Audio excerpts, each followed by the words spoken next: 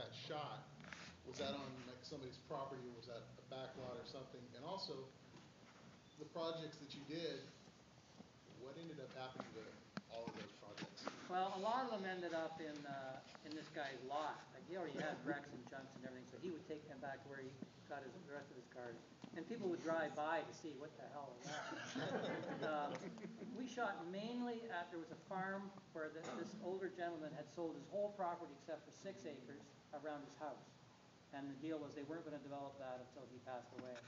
So as long as he was alive, and he wasn't farming it anymore, and he really liked us coming there, and we paid him a location fee. He would come out and watch and see what we were doing, but it was no traffic at the end of a dead end street. It was something we had a lot of control over. So that was mainly what we did. Yeah. What did you use to teach, and did you ever use some of the stuff in the classroom in the show?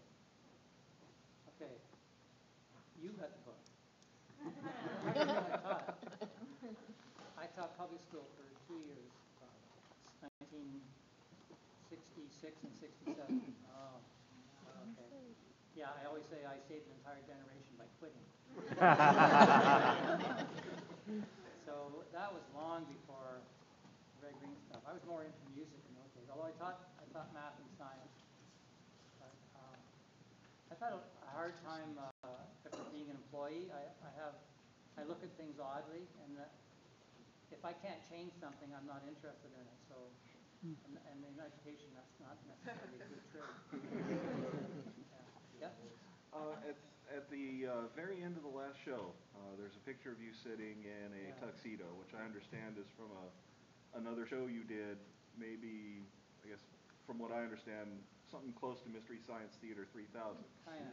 Any chance that us down here in the lower 48 are going to get to see it? I don't know. That was just the most fun. The way that happened, that show, I'll tell you about. I was sitting with the guy who was the head of one of the stations out there, and he asked me how I got started. And I said, well, my first writing job was in high school, and they had photographs for the yearbook, and they asked me to put captions under them. Whoa. Just pie in the face to everybody. So I said, I've always wanted to, like, I know, you ever heard a movie called What's Up, Tiger Lily, where Woody Allen took it and changed what everybody said. I didn't want to do that. I said, if I could get old movies where you owned all the rights, I could do whatever I wanted. I had this idea where I would decide a whole different story, pick what I wanted to be the central character, and then only change what they said. All of the other actors, the lines are the same. And oh my goodness, we laugh so hard. But people look at it and go, what the heck are you drinking that night? It's a bizarre show. I don't know if it'll ever, I think we had the rights for Canada. Like, that was the problem. It comes down here. What I wanted was to show the movie. Like we did the something on Space 9 or something, one of those terrible old science Plan 9 from Outer Space. Plan 9 from Outer Space. Plan 9 from Outer Space. That was it.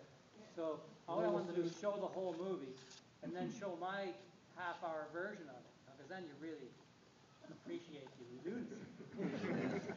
It was called Steve Smith Playhouse. Yes? Are you working on any projects completely unrelated to this historical project?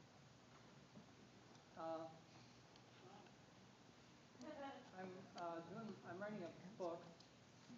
Well, I've written a book. It's coming out this fall. I don't know what you mean by historical project. Well, just the whole red-green thing. Are you working on anything completely unrelated? Oh, new. Nothing to do with Red Green. Not really. I'm performing with symphonies in Canada. They're calling it Red Green with strings attached. So I'm going to actually, I'm going to build an instrument, and then I'm going to play Peter. I'm going to use it to accompany the orchestra. Peter and the Wolf is going to be Stinky and the Piper. So that'll be kind of fun. I don't know. I mean, I find I can say anything I want to say with Red Green, and it's a big in for me because Red Green's a lot more famous than Steve Smith. I saw somebody today. I have signed Red Green more than I ever signed Steve Smith, and he had a 45-year head start. So. Speaking of that, 44 years married. Yeah, pretty good. We just have 50. Wow. So hang in there. Hang in there.